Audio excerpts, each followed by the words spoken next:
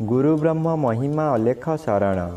नमस्कार दर्शक वृंद, आपण मानंकु आजिर राशिफल कार्यक्रम मु एस कुमार स्वागत जनाऊँगी। प्रतिदिन निजर राशिफल जानिबा पाई गुरुकृपा यूट्यूब चैनल को सब्सक्राइब करंतु और पाखरे थिबा बेल आइकन को प्रेस करी ऑल नोटिफिकेशन ऑन करी दियंतु, जहा फଳରେ आमे जेतेबेले वीडियो अपलोड करिवो प्रथमे आपण वीडियो देखि पारिबे। आमर यही वीडियो रे आपण संपूर्ण पंचांग सहित मेष ठारू मीन पर्यंत 12 गोटी राशिर राशिफल विषय रे जानि पारिबे। वीडियो को दयाकरी शेष पर्यंत देखंतु। वीडियोटी भल लागिथिले वीडियो को लाइक करंतु एवं आपणक प्रियजन पाखु शेयर करी जणांतु।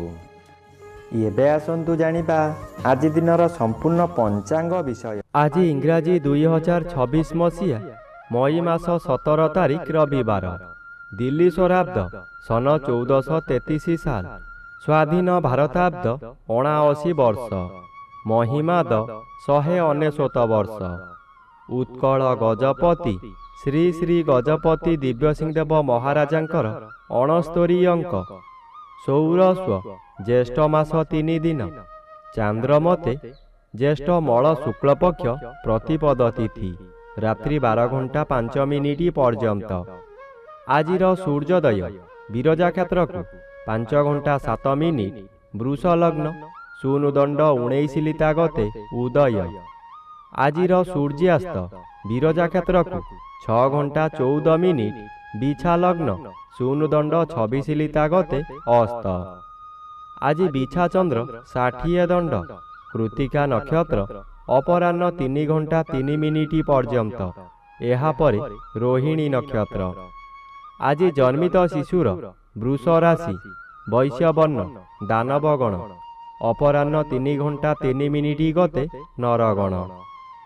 आज मृत व्यक्तिर 2 पाद पुष्कर दोष, अपराह्न 3 घंटा 3 मिनिट गते 1 पाद पुष्कर दोष।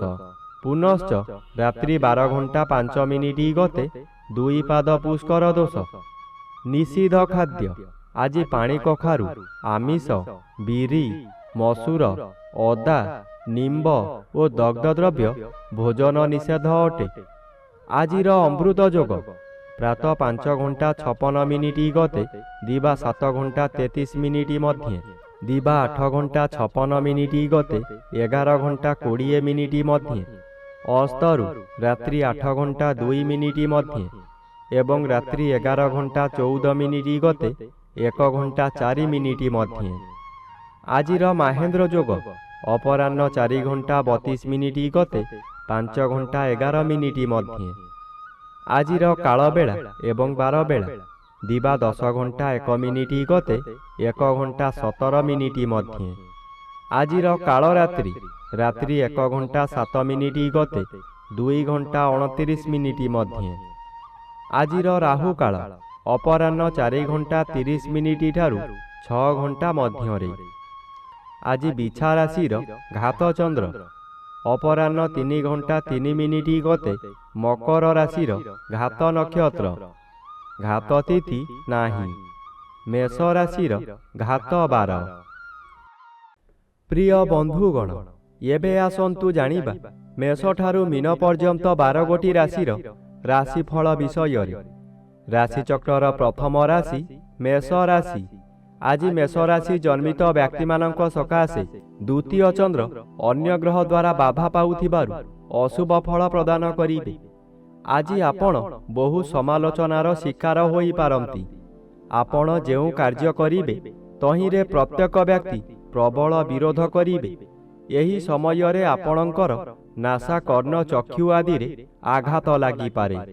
सामान्य कथारे आपण उत्तेजित होई जिबे और निज जिद रखिबाकू जाई आज बहुत अर्थ हानि करिबे। एबे आसंतु जानिबा राशिचक्र द्वितीय राशि वृष राशि विषय।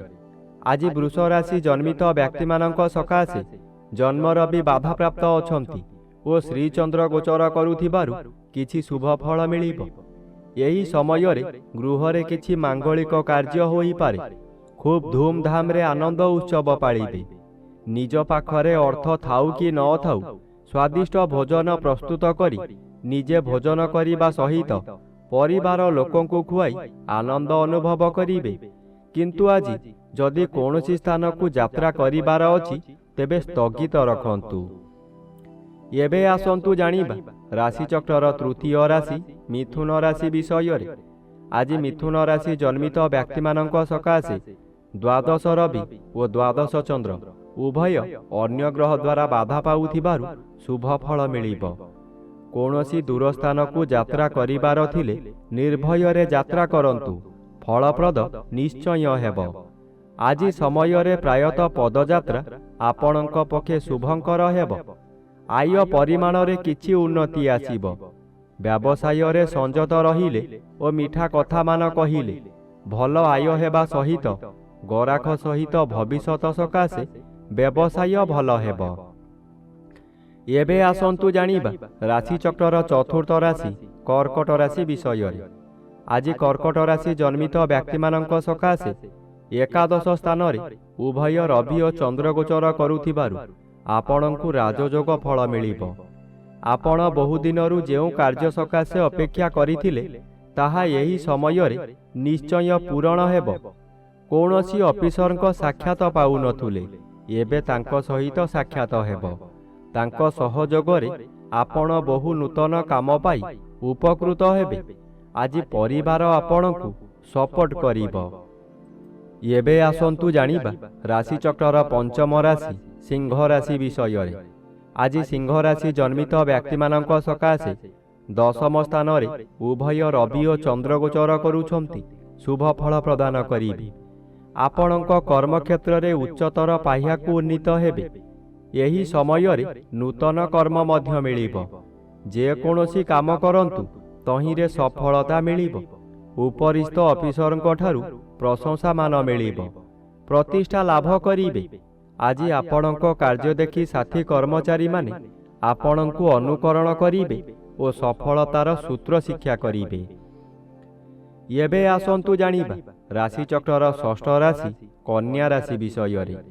ଆଜି କନ୍ୟା ରାଶି ଜନ୍ମିତ ବ୍ୟକ୍ତିମାନଙ୍କ ସକାଶେ ନବମ ଚନ୍ଦ୍ର ଅନ୍ୟ ଗ୍ରହ ଦ୍ୱାରା ବାଧାପ୍ରାପ୍ତ ଅଛନ୍ତି, ଅଶୁଭ ଫଳ ପ୍ରଦାନ କରିବେ। ଆଜି ପିତୃପୀଡ଼ା ଓ ଗୁରୁଜନ ପୀଡ଼ା ଦେଖାଦେବ। ଯେଉଁଆଡ଼େ ଯିବେ ଆପଣଙ୍କୁ ଲୋକମାନେ ପରିହାସ କରିବେ। ଯେଉଁ ଲୋକ ଆପଣଙ୍କୁ ସମ୍ମାନ ଦେଉଥିଲେ ସେହି ଲୋକମାନେ ପରିହାସ କରିବେ। ଆପଣଙ୍କର ଦୋଷ ଦୁର୍ବଳତା ସବୁ ପଦାରେ ପଡ଼ିଯିବ। ଘୋର ଅପମାନରେ ଜର୍ଜରିତ ହୋଇ ଆପଣଙ୍କର ମଥା ବିଚଳିତ ହୋଇଯିବ। ଏବେ ଆସନ୍ତୁ ଜାଣିବା ରାଶିଚକ୍ରର ସପ୍ତମ ରାଶି ତୁଳା ରାଶି ବିଷୟରେ। ଆଜି ତୁଳା ରାଶି ଜନ୍ମିତ ବ୍ୟକ୍ତିମାନଙ୍କ ସକାଶେ ଅଷ୍ଟମ ରବି ଓ ଅଷ୍ଟମ ଚନ୍ଦ୍ର ଉଭୟ ବାଧାପ୍ରାପ୍ତ ଅଛନ୍ତି, ଅଶୁଭ ଫଳ କମ୍ ମିଳିବ। ଆଜି ବନ୍ଧୁ ବିବାଦ ସ୍ଥଗିତ ରହିପାରେ। ଯାହା ଅଧିକ କ୍ଷତି ହେବାର ଥିବ ସେଠାରେ ଅଳ୍ପରେ କ୍ଷୟକ୍ଷତି ହେବ। କୌଣସି ଦୈବୀ ଶକ୍ତି ଆପଣଙ୍କୁ ସାହାଯ୍ୟ କରିବ, ତଥାପି ଦୁର୍ଘଟଣାକୁ ଏଡ଼ାଇ ଦେଇ ହେବ ନାହିଁ, ତାହା ଶାରୀରିକ ହେଉ କିମ୍ବା ମାନସିକ। ଆଜି ପ୍ରଭୁପାଦରେ ମନୋନିବେଶ କଲେ ଆପଣଙ୍କୁ ରକ୍ଷା ମିଳିବ। ଏବେ ଆସନ୍ତୁ ଜାଣିବା ରାଶିଚକ୍ରର ଅଷ୍ଟମ ରାଶି ବିଛା ରାଶି ବିଷୟରେ। ଆଜି ବିଛା ରାଶି ଜନ୍ମିତ ବ୍ୟକ୍ତିମାନଙ୍କ ସକାଶେ ସପ୍ତମ ରବି ବାଧାପ୍ରାପ୍ତ ଅଛନ୍ତି, ଅଶୁଭ ଫଳ ପ୍ରଦାନ କରିବେ ନାହିଁ। କିନ୍ତୁ ଆଜି ଘାତ ଚନ୍ଦ୍ର ଭୋଗ ହେଉଥିବାରୁ ବହୁ ଅସୁବିଧାମାନ ଦେଖାଦେବ। ଏହି ସମୟରେ ଦାମ୍ପତ୍ୟ ସମ୍ପର୍କରେ ବିଶେଷ ସତର୍କତା ଆବଶ୍ୟକ। ସହଧର୍ମୀଙ୍କ ସହ ଛୋଟ ଛୋଟ କଥାକୁ ନେଇ ମନୋମାଳିନ୍ୟ ହୋଇପାରେ। ବ୍ୟବସାୟ କାମରେ ବାଧା ଆସିବ। ମିତ୍ର ବା ନିକଟସ୍ଥ ଲୋକମାନେ ମଧ୍ୟ ଏହି ସମୟରେ ସହଯୋଗ କରିବେ ନାହିଁ, ଯାହାଦ୍ୱାରା ଆପଣଙ୍କ ମନରେ ଅଶାନ୍ତି ବଢ଼ିଯିବ। ଏବେ ଆସନ୍ତୁ ଜାଣିବା ରାଶିଚକ୍ରର ନବମ ରାଶି ଧନୁ ରାଶି ବିଷୟରେ। ଆଜି ଧନୁ ରାଶି ଜନ୍ମିତ ବ୍ୟକ୍ତିମାନଙ୍କ ସକାଶେ ଷଷ୍ଠ ସ୍ଥାନରେ ଉଭୟ ରବି ଓ ଚନ୍ଦ୍ର ଗୋଚର କରୁଛନ୍ତି, ଶୁଭ ଫଳ ମିଳିବ। ଆଜି ଆପଣଙ୍କ ପରିବାର ମଧ୍ୟରେ ହସ ଖୁସିର ଉତ୍ତମ ବାତାବରଣ ଖେଳିଯିବ। ବିଗତ ଦିନମାନଙ୍କରେ ଆପଣ ପ୍ରତ୍ୟେକ କାର୍ଯ୍ୟରେ ଫେଲ୍ ମାରିଥିଲେ। ଏବେ ଯେଉଁ କାର୍ଯ୍ୟ କରିବାକୁ ଆଗ୍ରହ ପ୍ରକାଶ କରିବେ ତହିଁରେ ସଫଳତା ନିଶ୍ଚୟ ମିଳିବ। ଷଷ୍ଠ ଚନ୍ଦ୍ର ଆର୍ଥିକ ଦୃଷ୍ଟିରେ ଉନ୍ନତି ଆଣେ। ଆପଣ ଯେଉଁ ବ୍ୟବସାୟ କରୁଛନ୍ତି ତହିଁରେ ଆଶାଠାରୁ ଅଧିକ ଆୟ କରିବେ। ଏବେ ଆସନ୍ତୁ ଜାଣିବା ରାଶିଚକ୍ରର ଦଶମ ରାଶି ମକର ରାଶି ବିଷୟରେ। ଆଜି ମକର ରାଶି ଜନ୍ମିତ ବ୍ୟକ୍ତିମାନଙ୍କ ସକାଶେ ପଞ୍ଚମ ଚନ୍ଦ୍ର ବାଧାପ୍ରାପ୍ତ ଅଛନ୍ତି। ଶୁକ୍ଳପକ୍ଷ ହେତୁ ଅଶୁଭ ଫଳ ପ୍ରଦାନ କରିବେ। ଆଜି କୌଣସି ଗୋଟାଏ କାମ କରିବାର ସମୟ ନିର୍ଦ୍ଧାରିତ ହୋଇସାରିଥିବ, କିନ୍ତୁ ଆପଣଙ୍କ ଶରୀର ଅସୁସ୍ଥ ହେବା କାରଣରୁ ଆପଣ କଥା ଦେଇ କଥା ରଖିପାରିବେ ନାହିଁ। ମନରେ ଦୁଶ୍ଚିନ୍ତା ବଢ଼ିଯିବାରୁ ରୋଗ ମାଡ଼ି ବସିବ, ବହୁ କଷ୍ଟ ଭୋଗିବେ। ଏହି ସମୟରେ କେଉଁଠାରୁ ବଡ଼ ଦୁଃଖ ଖବର ପାଇ ବୋଝ ଉପରେ ଲଳିତା ବିଡ଼ା ସଦୃଶ୍ୟ ହେବ। ଏବେ ଆସନ୍ତୁ ଜାଣିବା ରାଶିଚକ୍ରର ଏକାଦଶ ରାଶି କୁମ୍ଭ ରାଶି ବିଷୟରେ। ଆଜି କୁମ୍ଭ ରାଶି ଜନ୍ମିତ ବ୍ୟକ୍ତିମାନଙ୍କ ସକାଶେ ଚତୁର୍ଥ ରବି ଓ ଚତୁର୍ଥ ଚନ୍ଦ୍ର ଉଭୟ ଅନ୍ୟ ଗ୍ରହ ଦ୍ୱାରା ବାଧା ପାଉଥିବାରୁ ଆଜି ବେଶୀ ବିଚଳିତ ଲାଗିବ ନାହିଁ। ଧୈର୍ଯ୍ୟର ସହିତ ଆଗକୁ ଆଗକୁ ମାଡ଼ିଯିବେ। ଅର୍ଥ ଆସିବାର ବାଟ ଫିଟିଯିବ, କିନ୍ତୁ ତତ୍କ୍ଷଣାତ୍ ମିଳିବ ନାହିଁ। ଚାକିରି କରୁଥିବା ବ୍ୟକ୍ତିମାନେ ଶୁଭ ଖବର ପାଇ ଆନନ୍ଦିତ ହେବେ। ଚତୁର୍ଥ ସ୍ଥାନ ବିଦ୍ୟାସ୍ଥାନ ଓ ମାତୃସ୍ଥାନ ହୋଇଥିବାରୁ ମାତୃ ସହିତ କିଛି କଥା କଟାକଟି ହୋଇପାରେ। ଆଜି ବିଦ୍ୟାର୍ଥୀମାନେ ବିଦ୍ୟାରେ ଉନ୍ନତି କରିବେ। ଏବେ ଆସନ୍ତୁ ଜାଣିବା ରାଶିଚକ୍ରର ଦ୍ୱାଦଶ ବା ଶେଷ ରାଶି ମୀନ ରାଶି ବିଷୟରେ।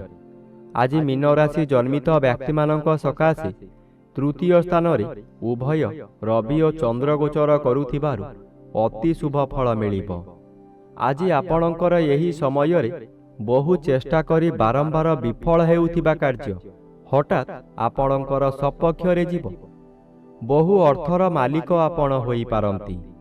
ପୂର୍ବରୁ ଖରାପ ଥିବା ସ୍ୱାସ୍ଥ୍ୟ ଏହି ସମୟରେ ମନର ବଳ ବୃଦ୍ଧି ପାଇଥିବାରୁ ସ୍ୱାସ୍ଥ୍ୟ ଉତ୍ତମ ରହିବ। ବନ୍ଧୁବାନ୍ଧବ ଆପଣଙ୍କର ପ୍ରଶଂସା ଗାନ କରିବେ। ଆଜି ଉପରିସ୍ଥ ଅଫିସର ଆପଣଙ୍କ କାର୍ଯ୍ୟ ଦେଖି ଆପଣଙ୍କୁ ପୁରସ୍କୃତ କରିପାରନ୍ତି।